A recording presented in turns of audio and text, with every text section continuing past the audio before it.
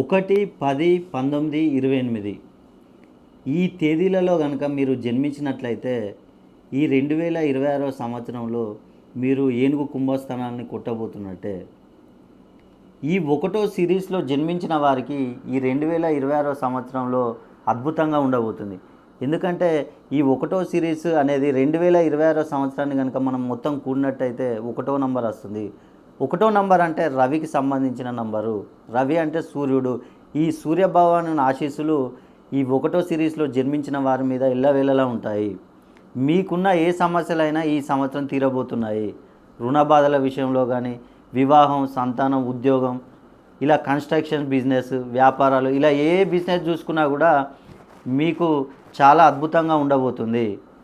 మీరు ఒకటో సిరీస్లో జన్మించి మీకు కనుక ఏమైనా సమస్యలు ఉన్నట్లయితే ఒక్కసారి నన్ను సంప్రదించండి.